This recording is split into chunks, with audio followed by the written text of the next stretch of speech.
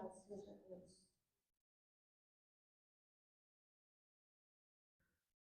Eu disse agora mesmo que a entrada de Jesus em Jerusalém foi o início, dos eventos finais da crucificação. E agora eu quero falar sobre um outro evento também que aconteceu depois que Jesus entrou em Jerusalém. Entre esse, da entrada de Jesus em Jerusalém, esse que eu vou falar agora, tem outro, tem um pregador todo especial que vai falar na quinta-feira. O meu pregador preferido vai falar na quinta-feira. Mas hoje eu quero que você abra sua Bíblia em Mateus de novo. Mateus, novamente. Só que o capítulo agora é o 26. Capítulo 26.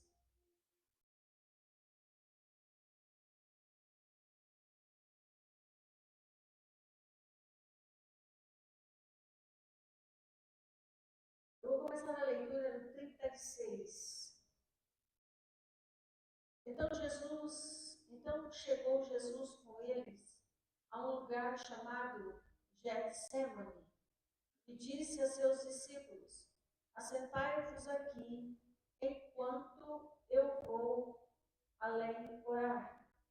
Levando consigo Pedro e os dois filhos de Zebedeu, começou a entristecer-se, a angustiar-se muito. Então lhes disse: a minha alma está cheia de tristeza até a morte. Ficai aqui e vigiai comigo. Indo um pouco adiante, prostrou-se sobre o seu rosto, orando e dizendo: meu Pai, se é possível, passa de mim esse cálice. Todavia, não seja como eu quero, mas como tu queres. E voltando para seus discípulos, achou-os adormecidos. E disse a Pedro: então, nenhuma hora pudeste vigiar comigo? Vigiai e orai, para que não entreis em tentação. Na verdade, o espírito está pronto, mas a carne é fraca. E indo segunda vez, orou, dizendo: meu Pai, se este cálice não pode passar de mim sem eu o beber, faça-se a tua vontade. E voltando, achou-os outra vez adormecidos, porque os seus olhos estavam carregados. Deixando-os de novo, foi orar pela terceira vez, dizendo as mesmas palavras. Então chegou junto dos seus discípulos e disse-lhes: dormi agora e repousai. Eis que é chegada a hora, e o Filho do Homem será entregue nas mãos dos pecadores. Levantai-vos, partamos. Eis que é chegado o que me trai. Irmão, nós encontramos na Bíblia Sagrada muitas pessoas que oraram. E tem orações na Bíblia que a gente deveria orar todo dia, de Neemias, a de Esdras, de Daniel, de Paulo. No livro de Efésios, Paulo faz duas orações, uma no capítulo 1 e outra no capítulo 4. E nós todos deveríamos usar essas orações para orar. Mas essa oração de Jesus aqui, ela tem algo muito forte, muito especial. E eu me lembrei hoje, enquanto eu lia esse texto, 1, 2, 3, 4, 5, tantas vezes, de uma ministração que o pastor Ivo fez. E aquele dia ele trouxe um cálice e ele perguntou: tem alguém aqui que gostaria de beber o cálice que Jesus bebeu? E eu, muito ousadamente, disse que sim. E, na verdade, eu entendi de uma outra maneira, mas esse cálice que Jesus fala é o cálice da ira de Deus. Da ira de Deus sobre o pecado. Lembro que depois o pastor Ivo falou: você tem certeza que você quer beber desse cálice? Não é? Por quê? Porque ele estava explicando que todo o pecado do mundo, desde o início, ainda que havia as leis, ainda que havia os sacrifícios, né? Agora, neste momento aqui, tudo isso estava aqui, é como se tivesse um momento suspenso nessa oração. Agora, irmão, é um lugar Getsemane. A palavra Getsemane significa prensa. a prensa. E quando nós estivemos em Israel, nós vimos lá como eram as prensas antigas, que colocava lá as azeitonas, e a azeitona era prensada para que o azeite, né, saísse. E Getsemane significa isso. Foi um momento de pressão. Diz Jesus aqui: a minha alma está cheia de tristeza até a morte. Veja que era um momento, o que me impressiona muito aqui é que era um momento de decisão. Então Jesus sabia o que ele ia passar, sabia o que ele ia ter que passar, e ele tinha que fazer uma escolha. Ele teve que fazer uma escolha aqui, irmão. Ele poderia ter desistido? Poderia, irmão. Óbvio que ele poderia. Ele estava sob pressão. Eu não sei se você já teve essa experiência de estar orando por alguém ou por alguma coisa e sentir uma pressão. Parece que tem alguma coisa te pesando sobre você. Não sei se você já passou por isso. Mas isso não é nada perto do que Jesus passou no Getsemane. E é por isso que ele vai 3 vezes orar, ele vai perguntar, porque era um momento de, não é isso aqui que eu acabei de ler, era uma decisão eterna. Pensa numa coisa séria. Pensa num momento sério. Essa decisão aqui era uma decisão eterna. Se Jesus desiste aqui, irmão, eu e você estávamos perdidos. Aí você vai dizer: não, pastor, você está enganado, porque Deus sempre tem um plano B. Ele enviou a lei, depois ele enviou, não deu certo, ele enviou os profetas, e depois, irmão, Deus não tinha outro plano. Jesus, eu vou te dizer isso, irmão. Jesus, a Bíblia Sagrada conta a história de um lavrador. Deus plantou a vinha, diz que o lavrador plantou a vinha, cuidou da vinha e preparou a vinha. E quando chegou o tempo da colheita, ele mandou uns lavradores. E esses lavradores que ele mandou para colher os frutos, eles foram mortos, eles foram atacados. E aí a Bíblia diz que Deus mandou um filho. E eles fizeram a mesma coisa. Então, o filho, irmão, é a única chance que você tem de ir para o céu. Você só tem essa. Deus não tem outro plano. É só esse. O plano da salvação se completou. Jesus veio nessa terra. Aqui ele viveu. Aqui ele morreu. E aqui ele conquistou para mim e para você a salvação e o acesso ao céu. Pronto, não tem outro plano. O plano da salvação está completo. Essa oração foi a mais difícil da Bíblia, irmão. Porque o verso 39 diz, indo um pouco mais adiante, Mateus não diz, mas os outros dizem que Jesus suou gotas de sangue aqui, né? Mateus não diz. Mas ele diz que ele prostrou-se sobre o seu rosto e orando, o que ele diz? Pai, se é possível, faça de mim esse cálice. Cálice, como eu já disse, o cálice não era só a cruz, irmão, era o pecado do mundo. O meu pecado e o seu pecado estava ali agora, no ponto de decisão. Não era só a cruz, irmão, era a separação do Pai. Tanto que Jesus, na cruz do Calvário, disse, Deus meu, por que me desamparaste? Porque este momento da cruz, irmão, era a separação do Pai. E Jesus nunca tinha ficado separado do Pai. E ali na cruz, por causa do meu pecado e do seu pecado, irmão, ele ficou separado do Pai.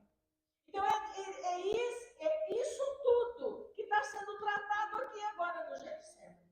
É tudo isso, irmão. O juízo de Deus, irmão. O juízo de Deus sobre nós. O que nós merecemos, irmão? Inferno. É isso que merecemos. Inferno. Isso nós só não vamos para lá por causa de Jesus. Nós só não vamos para o inferno por causa da misericórdia de Deus e por Jesus ter vindo a essa terra e ter nos alcançado, querido. Alcançado a mim, alcançado de você. Pela primeira vez, Jesus enfrentou algo, irmão, que ele nunca viveu.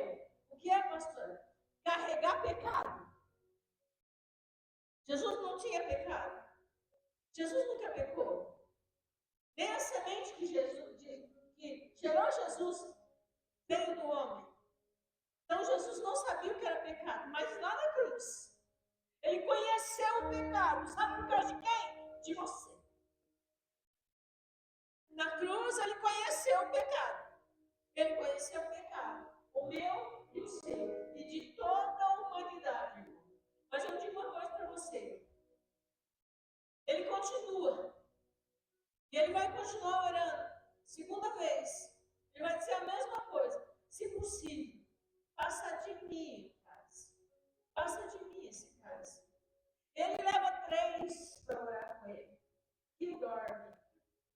Discípulos dormindo e Jesus lutando. Ó, querido, o céu estava em batalha e a terra estava distraída. Isso te parece assim, muita novidade? Quantas vezes Deus te chamou já para você orar e você dormiu? Quantas vezes já Deus te falou que você precisa orar e você não obedeceu? Quantas vezes você sabe que se você tivesse orado, talvez aquela situação teria se resolvido de outra maneira? A gente, irmão, não obedece à voz do Senhor. E Jesus vai falar, Senhor, não seja feita a minha vontade, mas a sua vontade. A sua vontade é o que eu quero. Ele sabia da angústia, ele sabia o que ele ia viver. É a vitória no secreto. Quem estava lá no jardim? Ele estava no jardim. Prosperado. Sabendo tudo que ia viver. Eu fico pensando que acho que ele pensava em mim naquele dia. Pensava em você. Se eu desistir, achei que está perdido. Se eu tivesse desistido, você está perdido. Você estava perdido. Primeiro, irmão, ele venceu o Getsemane, o secreto. A cruz não foi um improviso de Deus, irmão, mas foi a consequência da decisão de Jesus lá no jardim. Aquele dia, aquele lugar, naquela hora, Jesus podia ter deixado tudo, mas ele não deixou. Foi até o fim. Até o fim. Porque quem não vence em oração não suporta a prova. Porque Jesus suportou a cruz. Porque venceu no Getsemane.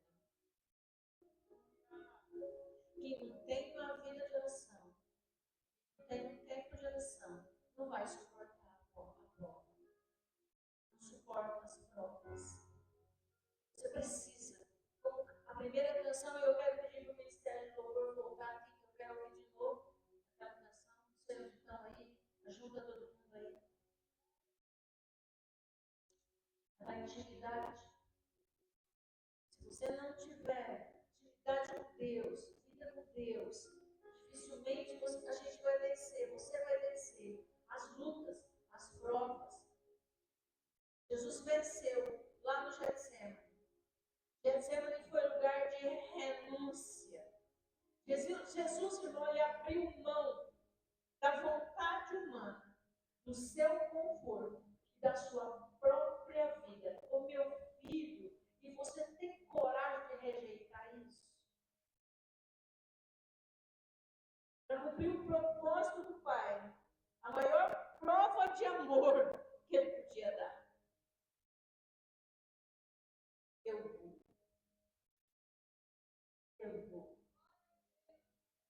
Possível, faça esse cálice de mim, mas seja feita aqui. Fazer a vontade de Deus às vezes dói. Nem sempre é prazeroso fazer a vontade de Deus. Muitas vezes a gente chora para fazer a vontade de Deus. E chora muito. Especialmente quando Deus responde não, que ele respondeu para mim. E ainda pior ainda. Além de ele responder não, ele falou, não ore mais sobre isso.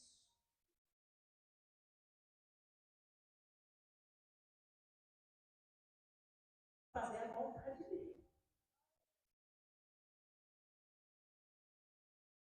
Nem sempre é bom. Mas, com certeza, deve ter algo muito, muito especial. Muito especial. Hoje Deus, irmãos, está te chamando para um Getsemane. Tem coragem? Você tem coragem de orar com Jesus? Será que você não tem feito só a tua vontade?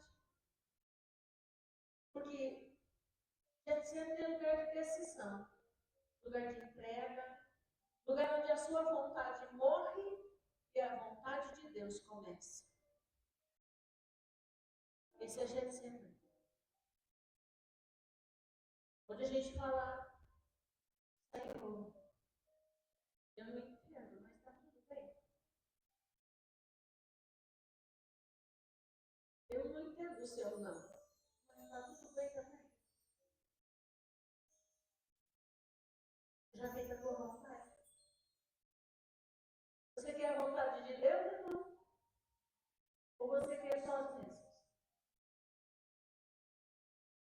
Todos querem o domingo da ressurreição, mas poucos aceitam a cesta da cruz.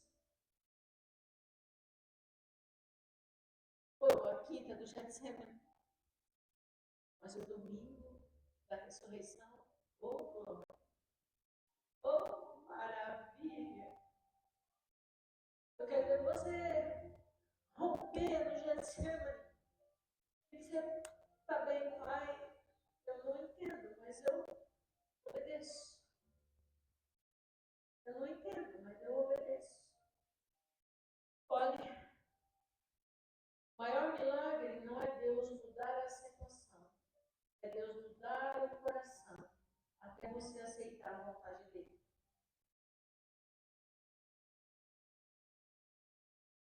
Aceitar a vontade de Deus, fazer renúncias, como Jesus fez. Se entregar, como Jesus se entregou. Tem coragem? A gente não precisa mais beber o cálice. Ele já bebeu todinho. Eu e você não precisamos mais beber esse cálice, como ensinou o pastor Ivo aquele dia. Mas nós precisamos aceitar a vontade de Deus. E eu sei qual é a vontade de Deus para a sua vida.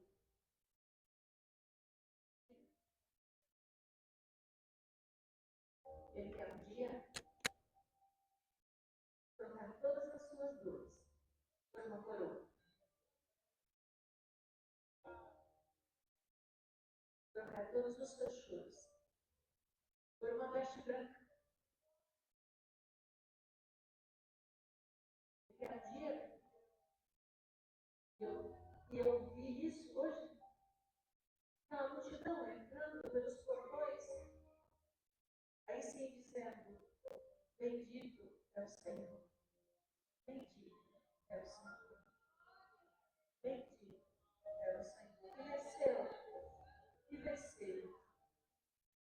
Ele venceu para você vencer. Você só é um perdedor se quiser. Porque ele venceu para você vencer. Ele venceu para você chegar lá. Ele venceu para você trocar todo o teu sofrimento por uma coroa. Aqui você pode sofrer. Aqui você pode passar a noite sem dormir. Aqui você pode ser rejeitado, passar por crises. Mas se você entrou pelo caminho estreito, pela porta estreita, pode estar certo. Ele vai dizer, vinde, bendito sou meu Pai. Vinde, bendito sou meu Pai. Vinde, bendito sou meu Pai. Ele não desistiu do Getsemane. E quantas vezes nós já desistimos? Quantas vezes nós já desistimos do Getsemane? Quantas vezes? Mas ele não desistiu. Ele